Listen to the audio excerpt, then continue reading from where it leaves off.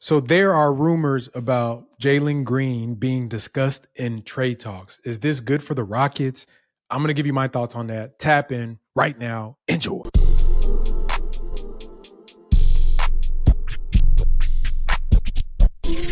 The Rockets Chop Shop is your one-stop shop for all your basketball needs, for highlights, analysis, podcasts. We do it all here at the Rockets Chop Shop. Make sure you hit the like button on the videos that you watch if you enjoy them. Hit the subscribe button to get notifications from all the great drops that we have on the channel. Also, you can visit the Chop Shop merch store and get you some of the swaggiest gear in the Houston Rockets kingdom. And if you want, you can always support the channel directly through donations. And if you want, you can support us through our partnerships with our sponsors. The Rockets Chop Shop is made by fans, for fans, and we're going to keep rocking and keep dropping that heat.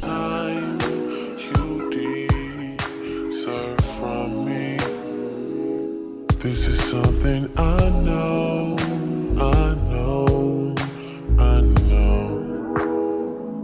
So I see across my timeline a quote from Sports Radio 610's Twitter page, which says, and it's quoting from an article written on their website by Adam Spolane, a reporter that covers the Houston Rockets, saying that Rafael Stone could look to make upgrades around the margins of the roster before the February 8th deadline, or go big game hunting by using one of, this is what stuck out to me, his highly touted young players to help reel in an all-star caliber player. And I don't know if Adam did this on purpose, but the caption image is Jalen Green clapping, which is kind of weird.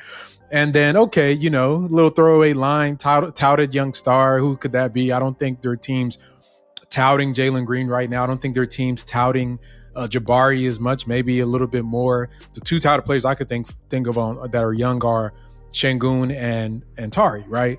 So I'm like, they're not going to trade either of them. So, this is just GM talk, right? GM talk. He basically said he's going to go big game hunting. So that's the big star. I can go all in, or I could do something little. So it's like, he didn't say anything. Typical Stone stuff. Okay, so that was January 18th. A few hours later, I see on my timeline a video that was posted by a good friend of the channel, Midi, at Midi Rockets on Twitter, with a video from a reporter, Ian Begley, who covers the NBA. And here's what Ian had to say. Grimes was scoreless off the bench. He hasn't really taken advantage of his increased playing time since the Raptors trade. And you reported this week that the Knicks were taking calls on Grimes. So what's the latest with that? Yeah, I think those calls will continue to come in ahead of the February 8th trade deadline. And I'm told that there are a few teams in particular that have expressed some interest. It is the Hawks, the Jazz, the Rockets, and Memphis. Those are among the teams that have expressed some interest in Grimes. So, take out the trade machine, figure out who could be coming back in those deals if you like to do that sort of thing. But yeah, keep an eye on those teams as we get closer to the deadline with Quentin Grimes. So you can see he's basically saying that the Rockets are amongst teams that have expressed interest in Quentin Grimes, who's a player that I would love to have on the team. Quentin Grimes currently is buried in the behind the trade acquisition that is OG Anunoby on the Knicks team. His minutes have dwindled down a little bit. He's roughly getting about 15, 16 minutes a game, and comes in sparingly. And he's played bigger roles for the Knicks, but with Tibbs, he likes older guys. He likes defense, and Quentin is not exactly a defensive stopper, but he is a sniper. And so I see this video. I'm like, okay, that's also interesting. So you put two and two together, right? Quentin Grimes, we need shooting. And I'll talk about the shooting in a little bit. And then, young player. Okay. And maybe big game hunting. So still nothing. Then, this afternoon, I'm getting off from work and I see another tweet at 5:23 p.m. from Let's Talk Knicks, which is a fan channel. Now, depending on the fan base, you got to be careful about these fan channels. There are some that are very well connected with the team. I would say Clutch Fans, for example, is an equivalent of a fan-based network that does have ties inside the Rockets organization. So Let's Talk Knicks is one of those type of Clutch Fans types, a community type, a very large following. So, and they have a tweet that says, when the Knicks spoke with Rockets about Quentin Grimes, Jeff Green, Jalen Green, Victor Oladipo, and Reggie Bullock's names came up in conversations per source. Now, this, to me, obviously, Jalen Green's name sticks out in there. I do not see why Jalen Green's name is mixed up in trade talks for anybody on the Knicks roster, especially Quentin Grimes. Now, this is like, I know you guys, a lot of you on the channel, you guys do not like Jalen Green, and some of you guys don't like, maybe some of y'all do like him, but don't like the way he plays. Some people think that he is a bad player, he's a bust, he's bad, get him off the team, et cetera, et cetera. All of that is fair, however you feel about Jalen Green, that's totally up to you. But what I'm going to talk to you guys and my point of view on this situation is strictly based on looking at it from the perspective of the Houston Rockets organization, and why I think that if the Rockets were to make a deal that traded Jalen Green at this point in his career for anything less than a good return that is fitting of a number 2 pick, then they would have failed woefully up to now in this rebuild, right? That is my stance on that for multiple reasons, right? Multiple reasons. The main reason, the biggest reason that this would be a L is because, first of all, Quentin Grimes is in Jalen Green's draft class. So let's revisit. And you're going to notice a lot of these reasons have nothing to do with Jalen's play. I'm not even advocating that, keep Jalen, let him keep starting. I'm not talking about it. I'm just talking about strictly managing your assets as a prudent and wise organization. Let's visit the 2021 draft class. After drafting Jalen Green with the 2nd overall pick, instead of Evan Mobley or any other players that are in that draft, including Scotty Barnes and some others, Franz Wagner, the Rockets went on to draft Alperen Şengün via a trade from the Thunder at the 16th pick. Okay, so far so good, right? The Rockets then have the 23rd and 24th pick and elect to select Usman Garuba, no longer in the league, and Josh Christopher, no longer in the league. And guess who the 25th pick is that the Clippers used, that was available on the board, that the Clippers used to trade to New York? Quentin Grimes. And one of the biggest reasons the Rockets elected to select Josh Christopher was his familiarity with Jalen Green. And no jokes there. I know y'all got jokes with that familiarity. But Quentin Grimes was literally after 2 chances, you pick 2 players that are no longer in the league, and you are going to let Quentin Grimes go to, the Clippers, then goes to the Knicks, right, via trade. On that list after Josh Christopher and Usman Garuba, players the Rockets could have drafted: Bones Highland, Cam Thomas, right, Santi Aldama, Quentin Grimes, like we said. You got Herb Jones, right? Ayo Dosunmu is on there. And I think that's pretty much it. Aaron Wiggins, who's playing good for OKC right now. So those are about 5 or 6 players that are contributing on winning teams, more or less, right now as role players, compared to the 2 players that you selected that you basically had to give away to try to get a team that you wanted to compete with Jalen Green as one of the centerpieces of it. And now, a few months into this, 3.5 months, you want to trade him away for Quentin Grimes. Y'all make that make sense for me. If Rafael Stone even thinks about putting in a call for trading Jalen Green, that's not something that is sizable. That is something that is worth at least the equivalent of 1 or 2 first-round picks, or something that is worth at least the equivalent of a good young player. If he makes that call and he trades Jalen Green, he might as well trade himself along with Jalen Green, because that would be the most disastrous and mishandling of assets over a 3-year period that is probably, Charlotte Hornets exist, but known, especially for the Houston Rockets, would be in Rockets history. This has nothing to do with Jalen Green's play, guys. Nothing to do with Jalen's play, right? Now let's take this all the way back. Let's back it up to 2021 when Jalen is drafted. Who is our coach? Our coach is one Steven Silas, right? Jalen's rookie year. Enough said. We all know what happened with that, right? You go through a season with Christian Wood, who has bounced around the league more than a Instagram model, and you have guys like Daniel Tice out there starting. You got Jayshawn Tate out there starting. And then you bring in Jalen into the fold with Kevin Porter Jr. as his point guard. And you say, you know what? This is good for development with Steven Silas. And they go on to be one of the worst teams in the league. The next year comes around, more of the same, right? Mismanagement of assets, players like Şengün, who's ended up being your best player, is suppressed by your team, is undermined by your team, is thrown to the side and thrown under the bus by your coaching staff and yourself at times. And the same thing, Kevin Porter Jr. is given, this franchise player tag as the guy that's going to be, the future. Jalen Green, him and Jalen are going to be the future backcourt, but you don't give him any good vets to help them develop. You don't give him any structure. There's no accountability, which all comes out after Steven Silas is subsequently fired on the pretty much halfway through the last game of the season, right? So this dude went through this rebuild with no structure, no accountability, and a GM who is basically throw the baby out with the bathwater when it comes to tanking, right?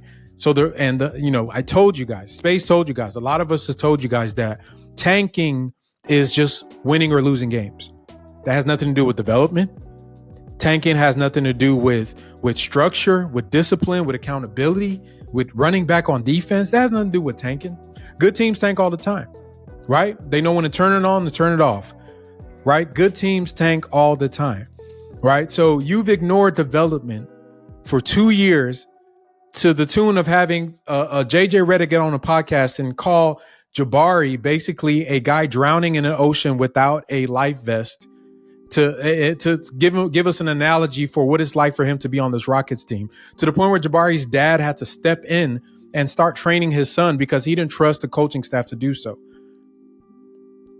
So all of that happens. You clear out all these players that you've drafted. Those two mentioned players of Garuba and Jay Gupp are no longer on the team because you gave them away. The summer comes. Once again, you go into this year putting all your eggs into the Jalen Green basket. You bring in some good vets to help them out. You bring in some Dylan Brooks, Tari, and Fred VanVleet. Şengün is coming in to his role where you're going to let him actually start and get a chance. You bring in Ime Udoka, great moves. And then Jalen gets to this point where he is struggling mightily. He's literally one of the worst players on the starting five. A guy that deserves to be on the bench, et cetera, et cetera, et cetera. All of that is true. But what you don't do is you don't trade him away for nothing, because one of the reasons that not only him, but other guys struggle is because this team is so poorly built, right? So you have no accountability in your organization for 2 years as it relates to basketball. You bring in accountability. Guys are adjusting to it. Your first thought isn't to, hey, let me get rid of this guy for a player of the caliber of Quentin Grimes or any other role player in the NBA right now. Guys, it's too early. I'm with y'all. Bench him, sit him, cut his minutes. Let him learn from behind better players. Bring in guys that could take a spot. I am there with you. But there's no point in trading Jalen Green right now for a role player, because you haven't exhausted every single thing you can do to make sure that you've done your due diligence, that this guy that you've invested so much time and energy and resource and reps and all these things that are so precious in the NBA, you've given to this kid, and he hasn't maximized it. And Jalen is playing bad. He's playing like trash right now. Bench him. Take him off the starters. And if he has a problem with that, hey, kick rocks, bro. Like, that's what you got to do. This is the NBA.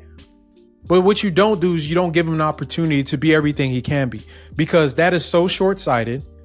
Not only you're going to lose value, you're selling him short, and you still have him under a rookie contract. To me, that is the most perplexing thing. I keep telling people I don't have to do anything with any rookie or any guy on a rookie salary, so I got to pay them. That's when the rubber hits the road, when you got to pay them. There is nothing wrong with offending Jalen Green, putting him on the bench, and then saying, hey, bro, come back next summer. After the summer, if you good, then you can get your spot back. If not, then yeah, we'll talk about this when you get to your contract extension. That's simple. Easy stuff. But if you go trading him away for a Quentin Grimes or one of these NBA journeymen, or even a better older player that, makes you marginally better in the short term, but doesn't offer any long term. And that's the key, long term. It's a dumb move, and it'll be a disaster for the Houston Rockets. My plan for Jalen, if I was the GM, is if I'm not going to get anything substantial from trade term, I don't think the NBA market is not looking to sign or bring in an inefficient guard unless there's a smart GM out there who's going to think like this. He's on a rookie contract. That, number one, is very important, right? You have bird rights over him. Also very important. So there is no reason to rush any of this. All you do is challenge him. Hey, get better, bro. If you don't get better, then we could talk about this next trade deadline when you actually have to make decisions about paying him. That's all you got to do. Worst case scenario, hey, man, we messed up, gave him every opportunity. You did our due diligence, just didn't work out, right? You gave him a fair shot, gave him the year, you gave him a summer to get in his lab. You gave him another opportunity to come back in the next season and work. If it didn't work out, it didn't work out, right? Best case scenario, he comes back better. He's a better player. He's bigger. Maybe plays a little smarter. I don't know. Maybe it's unlikely. I don't know. It really doesn't matter. But at the end of the day, if the Rockets somehow trade Jalen Green, and I know most of these are just rumors. There's a lot of rumors going around during this trade market. It, to me, a Stone should just go ahead and leave with them. Go to New York with them or wherever that they would send him. And the player, Quentin Grimes, love Quentin Grimes, but go look at his stats. Dude is not that good. Like, he's not that good, right? Has a 54% true shooting. The only reason I want Quentin Grimes on this team is because he's in the 90th percentile in the NBA coming off screens, right? And that's what we need, movement shooters. But he's not that great. And I don't know who people in New York think he is, because I'm reading some of the tweets from their fans talking about they want Tari Eason. Boy, y'all better sit down, man. Knicks fans need to sit down, right? Y'all need to sit down. But there's no, the Jalen thing, you haven't exhausted everything you can do yet. We haven't hit the bench button yet where we take him out to starters. You haven't reduced his minute to a point where it's not, I don't even think he's that bad where you can just say he shouldn't play. The dude does bring something to the game. Hell, he gets hot every 3 games. That brings something. That helps you win games. So at least just if he's having a good game, let him cook. If he's not, pull him, right? That's what you just do with a player like that. But anything else would be stupid, in my opinion. Now, one point that I wanted to talk to y'all about is also the shooting issues that we're having with the team. As we are approaching this huge game versus the Utah Jazz, it's going to be very, very important that the Rockets start getting some dubs, bro. Because right now we are on the outside looking in for the play-in. And one thing I know that will turn up the Jalen Green, trade Jalen Green or bench him off the starters is if the Rockets keep losing, right? And if we keep losing, I mean, there's teams right there. Lakers, Utah is surging, and they just lost to OKC. So thank you to the Thunder for doing that, doing the Rockets a solid. We got to get some wins, guys. And it starts this Saturday against the Utah Jazz, who, they've been, I think, 10 of 15 or whatever, how many wins they've had in the last 15 games. They're playing good. I watched the OKC game. This is a balanced team, right? They go 10 deep. They can beat you from many different perspectives of the game. They play smart. They play together. They play a good brand of basketball, and they're well coached, right? Ironically, the coach that is coaching them is Ime Udoka's former assistant, Will Hardy, over when they were on the Celtics, another championship caliber coach. So this is not going to be a slouch of a game. One of the issues the Rockets have had recently is their offense is just, it's been bad all season, but lately it's been just terrible. A lot of it is due to three-point shooting.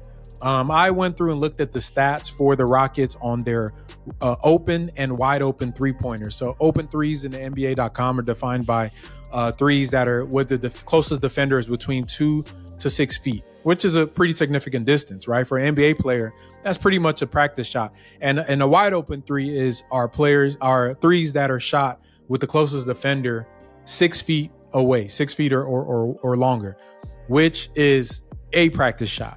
So these are the easiest three-pointers in the NBA. Now, looking at the frequency of these shots, the Rockets are middle of the pack, so we generate a decent amount of open looks for our players. So we're not at the bottom half of the league. We're actually right in the mix. And some of our players, Fred VanVleet gets a lot of these opportunities. Obviously, we see them with Şengün giving him a lot of those kickouts. Also, Jalen Green is the second most on the team in wide open shots. So just looking at this chart right here, I want you guys to peep something. The black line across the middle there is league average, 37%. So every team in the NBA, if you average out all their wide open and open three-pointers, so I average them together for all the teams, League average is 37%. That means everybody, even the centers that are shooting 0%. So 37% is not good. Okay. I want you guys to understand that. If a guy is above that 37% bar, that means they are above league average. If they're below it, that means they're below. Check out the players and their ranks. Aaron Holiday, -2, not good. Şengün, a big man, -10, not good. Amen Thompson's a bit concerning, guys. I'm not going to lie. -28. Nothing to write home about. You hope that gets better. This is on wide open threes once again. I want you to notice the positives, though. Cam Whitmore leads the team at +6%. He's shooting 43% on open and wide open threes. Dylan Brooks shooting 42%. Fred VanVleet shooting 40%. Jabari shooting 42%. So those are our positive shooters. And then the rest, Tate -4. Jalen Green, which is for a guy that's a perimeter player that does play a lot. That's not good. 36% on wide open threes is nuts. -2 for Jeff Green. -29 for Jack Landale. I didn't even have to include him on there. Just wanted to. -4 for Sniper Bullocks. And then Tari Eason is not doing well this year in those at a -6. So these are not numbers that you want to see from the team. And this chart also looks at it from their shooting percentage. You can see Amen is shooting 9%, which is nasty, right? 27%. This is on open and wide open threes once again. 31% for Tari, 33 for Reggie, 33 for Tate, 35 for Aaron Holiday, 36 for Jeff Green, 36 for Jalen. So a good majority of our team that actually plays, they suck at hitting wide open threes. This underlies the need for the Rockets to draft shooters, right? I used to think a big man was one of the most important things that the team should go ahead and get. I still think it's important, but right now I'm prioritizing spacing and shooting over that, because when you have a dominant player in the post like Alperen Şengün and teams are starting to triple, double, to preload, to dig when he makes his moves, they're attacking him. And you look at who he's kicking out the ball to. You guys see me on these post-game live reactions and see that my frustration with some of the shooting. And I know I blame Tate, but you look at this chart, man, it's the whole damn team except 4 guys. And right now, the lineup that includes those 4 shooters with Şengün has only played 7 possessions. And they're shooting like 80-something% in those 7 possessions. So I'd like to see more reps with Cam Whitmore and Jalen Green's plays on the start with the starters, right? Because we want to see that data point. So when I talk about exhausting different remedies with the Jalen Green situation, that's one of them. Let Cam play more minutes in his position until he figures it out, or they just have a true competition. If he's better, let Cam keep cooking and let Jalen they could split it and battle it out. There's nothing wrong with that.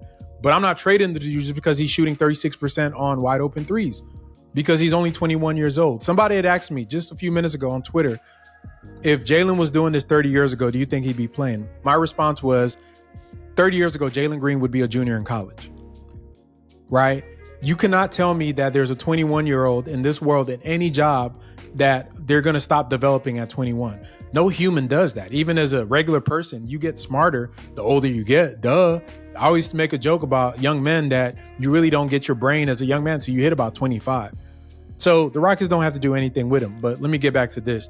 So the 3 situation is very important. We need to get some shooting on the team, because you look at some of the other teams that have dominant post players, like the Denver Nuggets with Jokic. You look at some of the wide open shots for their team. I'm just going off head from what I remember. I think MPJ is shooting in the high 40s, damn near 50% on wide open threes. KCP, same thing, damn near 50%. Jamal Murray, damn near 50%. Aaron Gordon, I think he's in the 30s. You look at the Kings. I think Harrison Barnes sucks at wide open threes. He's in the 30s. Do not want Harrison Barnes. He's going to be just like all those guys that we saw on the 30s. But Keegan Murray, a Fox, you see what they do with what's his name? The guy everybody thinks Jalen Green is like. Malik Monk. My God, I'm having a brain freeze right now. Malik Monk. All those guys are decent shooters when they are wide open in the 40s. So the Rockets, if they're not going to have it on the starting 5, with Cam out there, if they're not going to play Cam, at least give us some bench players that can mitigate some of the shooting issues that our other bench players have. To me, you replace, Tate and Aaron Holiday and some of Jalen's minutes with decent shooting, I mean, that offense is going to go through the roof. There's no surprise that we were doing better early in the season when Aaron Holiday was shooting lights out. As the season has tapered off, we've gotten worse off those bench units. Same thing with Jayshawn Tate. Start off the year really strong shooting. As time has tapered off, that has gotten down. So the spacing is going to be a big issue for the Rockets. I think when you're looking at trades, that's going to be your priority. Like I said, you guys have heard me saying some names. Quentin Grimes is out there, just not for Jalen Green. You got Gary Trent Jr., who's out there in Toronto. There was a tweet just let out today that the Raptors are open to discussing him and some other guys on their roster. I've heard of Corey Kispert as a name people have thrown out. You think of guys like a Herder, Bogdanovich from Atlanta. I mean, there's guys out there. They might cost you something. But in this NBA, just like when you paid Fred VanVleet, sometimes you got to pay the cost to be the boss. But I think they need to make a move to go get a shooter, get some shooters on this roster. Once again, the most important thing we can do right now for the development of our players is get them into the play-in or the playoffs. Just getting reps at this point is useless because you're going to get tired of the same guys getting the same reps and not doing anything with it. Up the game, get these kids in the playoffs, let them taste that atmosphere, and then from there on, you can make your decisions about who's ready to rise to the occasion or not. I want to see what these guys perform when the lights are the brightest. That's what I need to see this year because I think that helps them take their game to the next level. Been proven throughout NBA history, this is the standard for becoming a bad team to a good team. You got to get in the dance. So y'all let me know what y'all think about the Jalen Green trade situation. Would you trade Jalen? Would you trade Jalen for Quentin Grimes? Or if not Quentin Grimes, what would you trade him for? Also, who is your dream signing that the Rockets can have? February 8th is around the corner, man. It's right here. Hopefully, Rafael Stone doesn't sit on his hands and just wait for everybody else to make moves. Hopefully, we're proactive this year as opposed to the other few years. This is the time for him to show his chops as a general manager. But y'all tell me who is your trade move that you would like to see. And lastly, if you are new to the channel, make sure you hit the subscribe button. If you like this video, hit the like button. Keep rocking with the Chop Shop. We gonna keep dropping that fire.